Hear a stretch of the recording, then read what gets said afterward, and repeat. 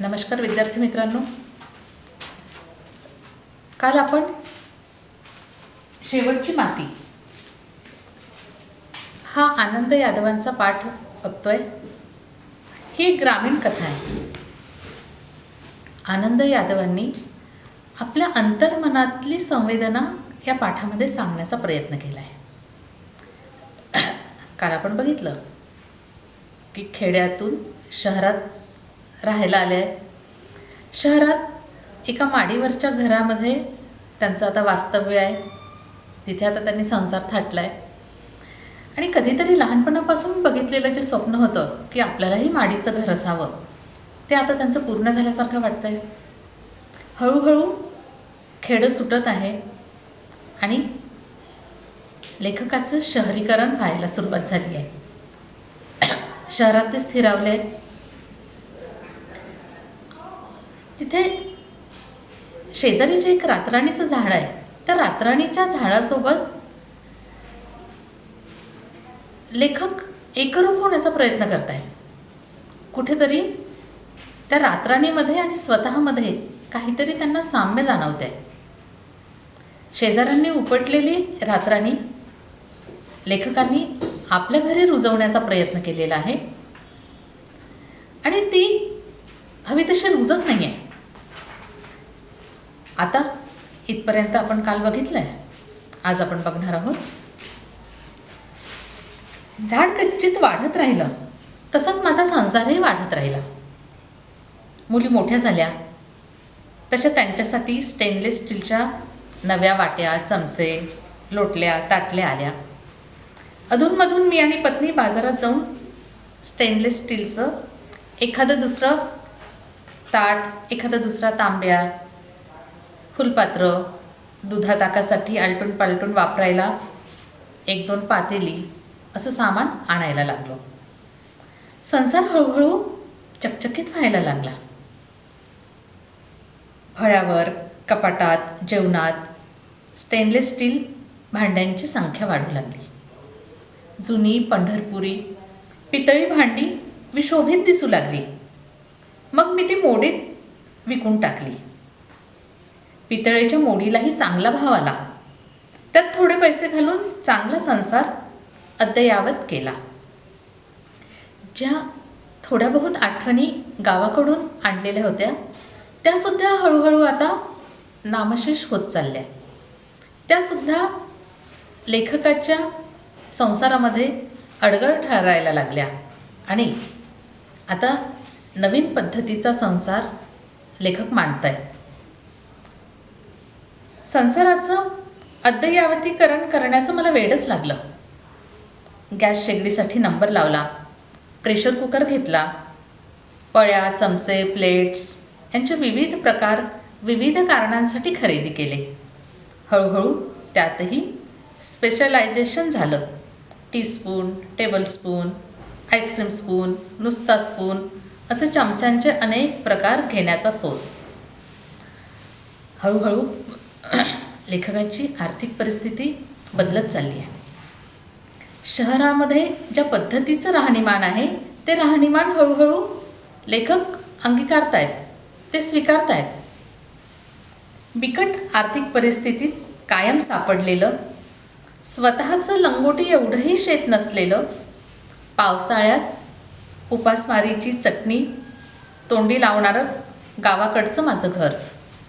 मग या क्षणी सधन आयुष्य जगत असलेल्या लेखकाला या क्षणी आपले गत दिवस आठवतात। ते गत दिवस काय आहेत की स्वतःच्या मालकीचं काहीच नाही आहे, थोडाही शेतीचा तुकडा नाही आहे, दुसऱ्याच्या शेतावर राबणं हेच कुटुंबियांच्या नशिबी होतं आणि पावसाळ्यामध्ये तेही काम हातात येत नव्हतं आणि कशी बशी ती चटणी भाकर मिळायची। ह्या सगळ्या ज्या काही कटू आठवणी आहेत, त्या आठवणी लेखकाच्या मनामध्ये सारख्या रुंजी घालत आहेत, सारख्या फेर धरत आहेत आणि लेखक अस्वस्थ होतो आहे। इथे रुजता रुजता, शहरात रुजता रुजता परत त्याला त्याचं मन खेड्याकडे घेऊन जात आहे आणि त्या ज्या काही स्मृती आहेत, ज्या भय व्याकुळ करता आहेत. पुढे ते म्हणतायत, पगाराचा हिशोब मी गावाकडच्या मजुरीच्या हिशोबात करी. दादा महिना 40-45 रुपये मिळवतात, तर त्याच महिन्यात मी त्यांच्या 7-8 पट मिळवतो. हा आनंद. लेखकाला आनंद काय होतोय की वडील तिथे राबतायत आणि वडिलांना जी मजुरी मिळते आहे त्या मजुरीच्या 7-8 पट अधिक रक्कम आपल्याला एका महिन्यात सहज पगार म्हणून मिळते. मला अप टू डेट राहिलंच पाहिजे, कारण 4 सुशिक्षित लोक येतात तर खुर्च्या, दिवाण, रेडिओ, टेबल, कपाट घेतलेच पाहिजे. अंगावर 1-2 तरी उलनचे कपडे पाहिजेच. आता इथे लेखकांची यादी वाढत चाललेली आहे. ह्या सगळ्या गोष्टी कशा आहेत? लोकांना दाखवण्यासाठी आपण किती आधुनिक आहोत हे दाखवणं लेखकाला या टप्प्यावर गरजेचं वाटायला लागलं आहे. मग लेखक म्हणतायत की ह्या सगळ्या वस्तू मी जमा केल्या आहेत, कारण की माझ्याकडे खूप खूप वेगवेगळ्या पद्धतीची लोक येतात, मित्रमंडळी येतात. मोजे घालून मी बूट घालू लागलो. कधीतरी अनवाणी पायाने फिरणारे लेखक आता बूट आणि मोजे सतत घालायला लागले आहेत. आपले आतले सुरक्षित पाय धुळीमळीचा स्पर्शही न झाल्याने गोरे गोरे होऊ लागले. मातीचा स्पर्शच होत नाही आहे त्या पायांना, त्यामुळे स्वाभाविक त्याच्यावर धूळ माती बसत नाही आहे, ते स्वच्छच राहत आहेत. रातराणीच्या उपडलेल्या मुळांसारखे. कधीतरी राजगुरूबाईंनी जी रातराणी उपटली होती, तर त्या रातराणीच्या झाडांची मुळं याच पद्धतीची कोवळी गोरीपान अशी दिसत होती. कुठेतरी आता लेखकांना आपले पायही त्या रातराणीच्या मुळांसारखे वाटायला लागले.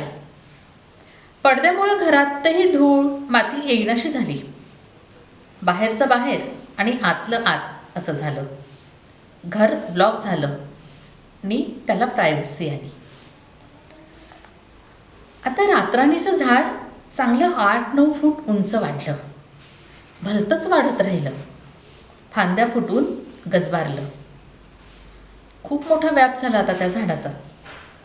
दुसऱ्या मजल्यावर केवळ पिपात एवढी मोठी रातराणी आहे याचं लोकांना कौतुक वाटू लागलं, कारण जमिनीत रुजणारी ही झाडं, एका पिंपात लेखकांना लावलेलं ते झाड अगदी गजबजून गेलेलं आहे. मलाही अभिमान वाटत होता जेव्हा लोक त्या झाडाचं कौतुक करायचे. रात्रीच्या गप्पात रातराणीचा विषय हमखास निघे. बहरणाऱ्या माझ्या ग्रामीण कथांवर त्यावेळी मित्र चर्चा करत, सुगंधून आनंदून जात. थोड्या मातीच्या भांडवलावर मी ते झाड जगवू पाहत होतो. आणि तिथे तर आता दुसऱ्या मजल्यावर असल्यामुळे मातीशी तर काही संपर्कच नव्हता. आणि ते रातराणीचं सुंदर झाड त्या पीपमध्ये असलेल्या मातीच्या थोड्या मातीच्या भरोशावर लेखक जगवू पाहत होते. पण हे फार उशिरा माझ्या लक्षात आलं. एक दिवस मला शंका आली की पीप खालून थोडंसं उचलल्यासारखं झालं आहे. मी ते हलवून पाहिलं. काही मुळं पिपाबाहेर आली होती, पण खाली रुजली नव्हती. स्वाभाविकपणे झाड रुजायला माती हवी आहे, पण आता पिपातून बाहेर आल्यावर खाली तर फरशीच होती, तिथे तर ते मुळं रुजणं शक्यच नव्हतं. रुजायला जागाच नव्हती. फरशी अखंड आणि भक्कम होती. झाड नकळत पिपाबाहेर येऊन फसलं होतं. ते तरी काय करणार, पिपातली माती त्याला कमी पडू लागली. पण गच्चीतल्या मातीचं तोंड फरशीनं कधीच बंद करून टाकलं होतं. आता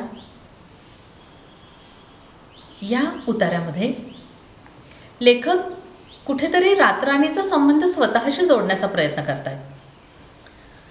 गावखेड्यातून आलेले लेखक शहरामध्ये आले आहे, नोकरीच्या निमित्तानं आले आहे, पण म्हणावे तसे तिथे रुजलेले नाही आहेत. वारंवार आपल्या गावाची ओढ त्यांना जाणवते आहे. त्या आठवणी त्यांना अस्वस्थ करत आहेत. आणि ती रातराणी शेजाऱ्यांच्या घरून लेखकांनी आपल्या घरी रुजवण्याचा प्रयत्न केला, पण ती माती होती तोवर ती रातराणी चांगली फुलली. पण तिची भूक अधिक होती. तिला आता तो पिंप कमी पडायला लागला. तिची मुळं आता त्याच्या बाहेर यायला लागली. हळूहळू आता त्या झाडाचं रुपडं पालटलं आहे. आता त्याला सारखं पाणी घालावं लागलं. त्याची मुळं मातीशिवाय बाहेर येऊन बसली होती. ती त्याची चूक झालेली. मला त्याबद्दल जास्तच आपुलकी वाटू लागली. सायंकाळी अर्धा तास मी त्या रातराणीच्या शेजारी बसू लागलो. काय करावं कळेनासं झालं. त्याची मुखं माशासारखी माझ्या पाण्याबाहेर येऊ लागली होती. मरण कळलेल्या माणसागत ते निस्तेज होऊ लागलं. कितीही पाणी घातलं तरी असंच. नव्या जागी रुजणं इतकं सोपं नसतं, हे सांगण्याचा प्रयत्न लेखक इथे करतायत. आपल्या संस्कृतीचे, आपल्या संस्काराचे धागे इतक्या सहजपणे ताडकन तोडता येत नाहीत, हे कुठेतरी सुचवण्याचा प्रयत्न लेखक इथे करतायत. झाडाशी कुठेतरी स्वतःचा संबंध जोडू पाहतायत. त्या झाडाला सांज सकाळ पाणी घालू लागलो तरी ते कोमेजलेलंच राही. मातीत राहिलेल्या मुळातून फक्त त्याला पाणी मिळेल. मी निराश होत गेलो. एकटा बसून मातीबद्दल विचार करू लागलो. दूर राहिलेली माती. मग इथे लेखक विचार करतायत की मातीशिवाय माणूस रुजू शकत नाही. रुजायला माती ही आवश्यक आहे. आणि लेखकाच्या आयुष्यामध्ये शेती, माती ह्या सगळ्या गोष्टी लेखकाने स्वतःहून दूर सारलेल्या होत्या. परंतु ती माती त्यांना बोलवते आहे.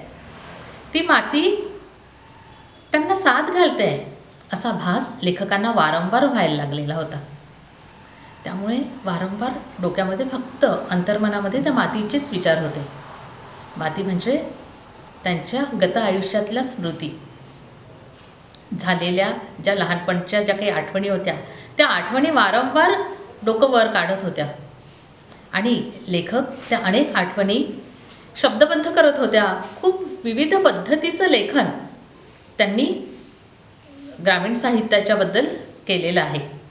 आणि नावलौकिक त्यांना मिळायला लागलेलं होतं. फक्त त्या आपल्या आठवणी, आपला खेड्यांशी, मातीशी असलेला संबंध त्या सगळ्या कथा कादंबऱ्यांमधून मांडण्याचा ते प्रयत्न करत होते. जगण्यासाठी ती सोडून इकडं मुळं पसरलेली, ही मुळं आत्मनाशाकडे चाललेली. हळूहळू मातीशिवायची मुळं तर राहूच शकणार नाही. जर का झाडाला जगायचं आहे तर त्या झाडाला माती आवश्यक आहे. मग लेखकांना हे जाणवत आहे की ही मुळं आता आत्मनाशाकडे निघालेली आहेत.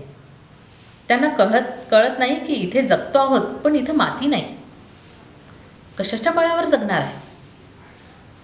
जिथे आपुलकी आहे, जिथे माती आहे, जिथे आपली नात्यातली माणसं आहे, जिथे नात्यामध्ये ओलावा आहे, असं सगळं गाव, नातेसंबंध तोडून आपण इकडे आलो आहे, ही भावना त्यांना वारंवार अस्वस्थ करते. मागे राहिलेल्या आणि मातीत असलेल्या मुळातून खरा जीवनरस आपणास मिळत आहे.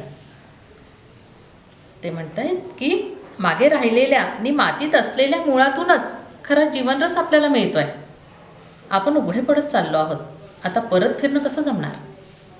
मग आता काय, परत माघारी जावं तर तेही शक्य नाही आहे. कारण शहराच्या सगळ्या या गोष्टींची सवय लागलेली आहे. आधुनिक गोष्टी आता जगण्याचा एक भाग झालेल्या आहेत. मग ह्या गोष्टी ताडकन तोडून खेड्याची वाट धरणंही तेवढं सोपं नाही आहे. दिशाच अशी लागली की मुख मागं वळवता येणं अशक्य आहे. लेखकाला हे जाणवत आहे की आता मी माघारी फिरणं अशक्य आहे. पण मी जिथं आहे तिथेही मी रुजू शकत नाही आहे. मग त्या रातराणी सारखंच माझं आयुष्य आता कोमेजून जात आहे का काय, असा भास लेखकांना वारंवार होतो आहे. मरण कड्याकडची ही वाटचाल सुरू आहे. कड्याखालचं मरण डोळ्यांना दिसत आहे. एक संध्याकाळ हे पाहावंच लागणार, अटळ आहे. लेखकांना ही जाणीव वारंवार होत आहे की हे अटळ आहे. कधीतरी आपल्या माणसांशिवाय आपण इथे मरून जाऊ, असं त्यांना भास व्हायला लागला आहे. दिवस चालले होते. गच्चीत एकटाच झाडाकडे बघत बसलो होतो.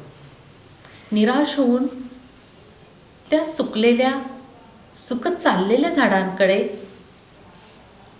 लेखक टक लावून बघतायत. पत्नीनं चहा करून आणला. ती स्वतःही चहा घ्यायला बाहेर आली. समोरच्या खुर्चीत बसली. कुणीतरी एक वाचक येऊन गेल्याचं सांगू लागली. माझी कुठली तरी कथा वाचून त्याला गावाकडच्या आठवणी उत्कटतेनं झाल्या आणि मन मोकळं करायला म्हणून तो माझ्याकडे आला होता.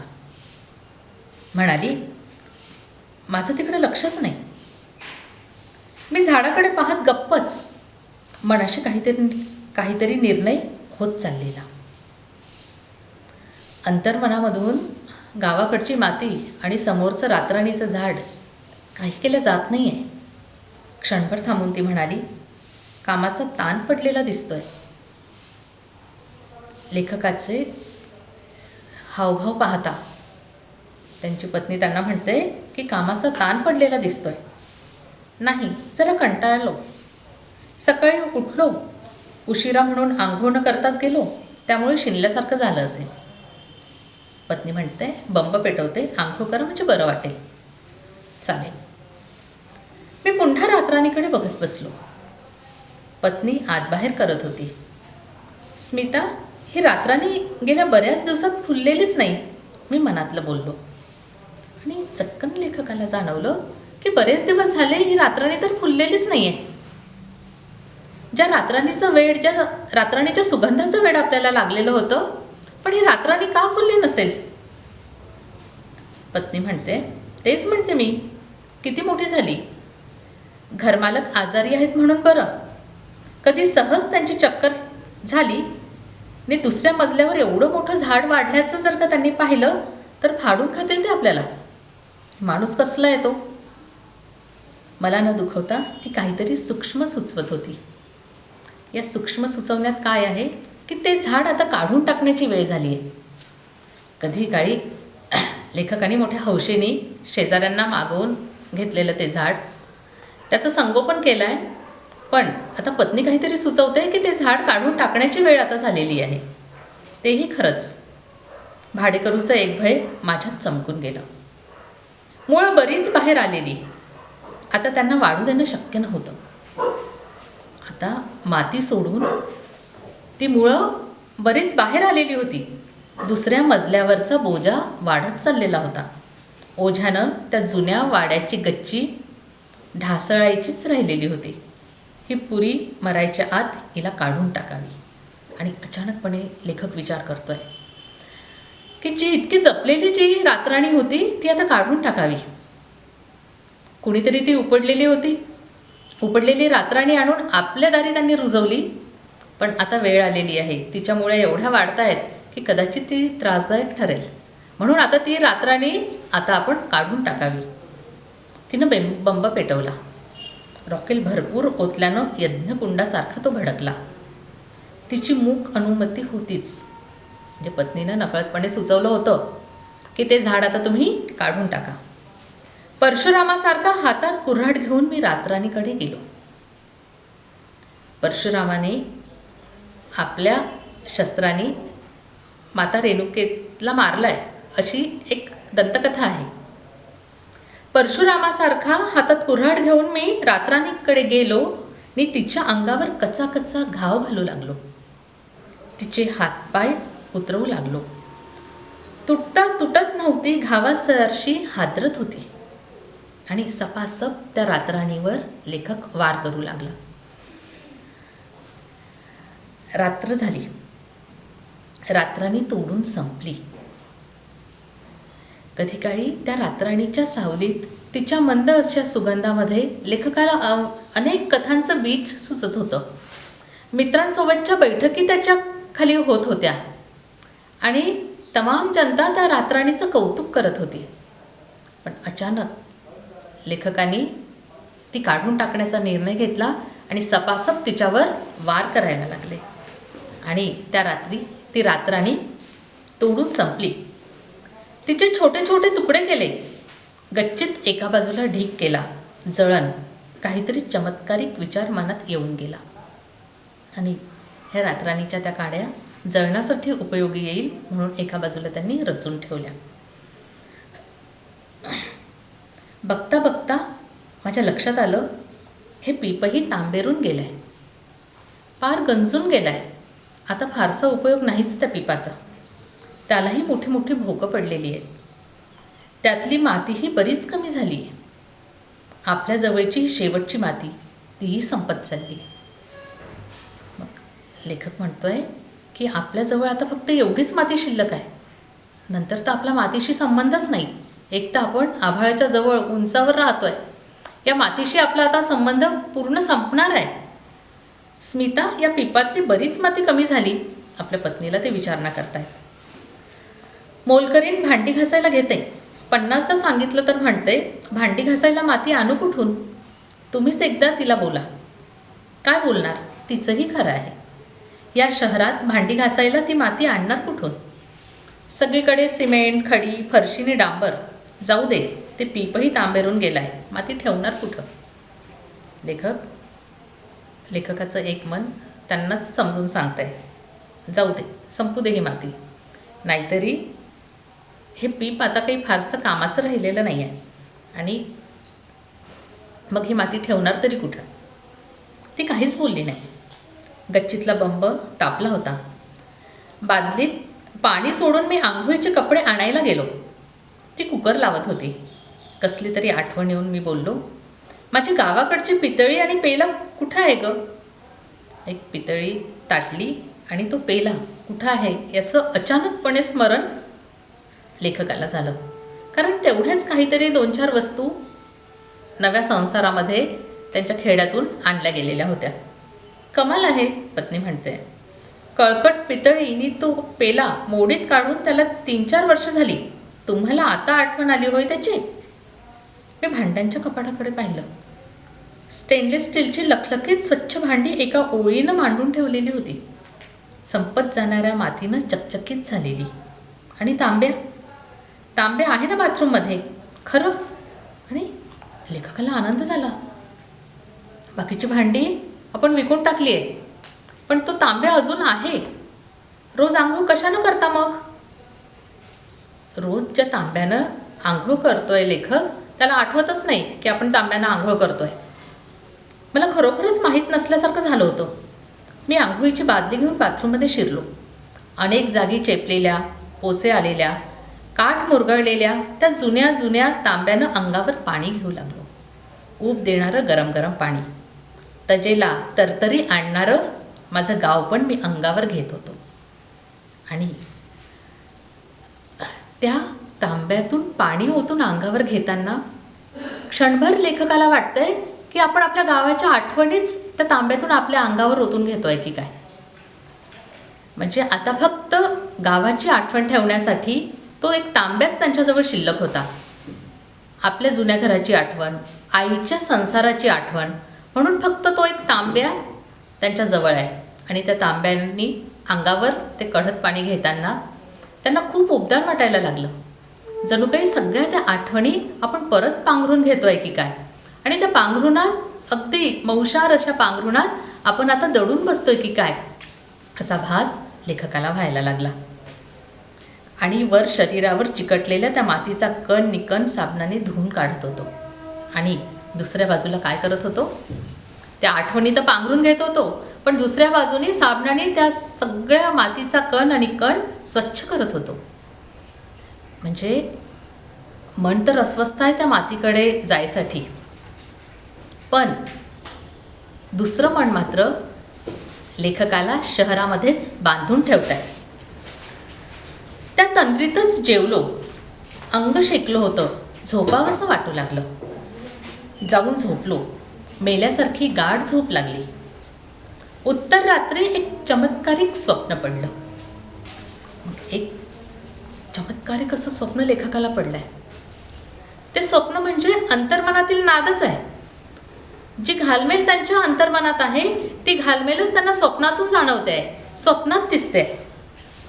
पिपातल्या उरल्या सुरल्या मातीचा माझ्या अंगपिंडासारखा एक जाडाभरडा पिंड झालेला. आणि जी उरली सुरली जी माती होती त्या पिंपामध्ये, त्या मातीचा एक पिंड झालेला, एक आकृती तयार झालेली पुतळ्यासारखी. उन्हातान्हात काम केल्यावर, कष्टानं अंगावरचं मांस चरबी झडल्यावर मी जसा दिसेन तसा दिसणारा, आणि त्या मातीने जणू काही माझंच रूप घेतलं आहे. माझ्यासारखंच ती माती दिसते.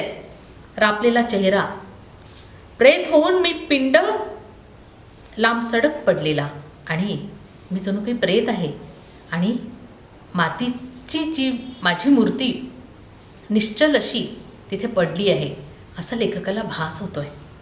रातराणीच्या जळण्याचा पलंगा एवढा ढीग, आणि रातराणीचा एक मोठा जळण्याचा तो पलंगा एवढा ढीग तयार झालेला आहे. त्यावर तो पिंड. स्वप्नही पहा कसं आहे. ती रातराणी त्या रात्री मेली आहे. लेखकाने ती उपटून काढली आहे, तुकडे तुकडे करून टाकले आहे, आणि त्यांच्या अंतर्मनात जी अस्वस्थता आहे ती स्वप्नात त्यांना जाणवते. त्या रातराणीच्या ढिगावर, काड्यांच्या ढिगावर तो मातीचा पिंड झोपला आहे. गावाकडचं स्मशान. मी संपूर्ण नग्न अवस्थेत हातात मडक्याऐवजी स्टेनलेस स्टीलच्या तांब्यात भडाग्नी घेऊन चाललो आहे. चैत्राचं ऊन मी म्हणणारं, अगदी चैत्राचं कडकडतं ऊन. माझे पाय फुपाट्यात भाजू नयेत म्हणून मी स्वच्छ काळे बूट घातलेले, आणि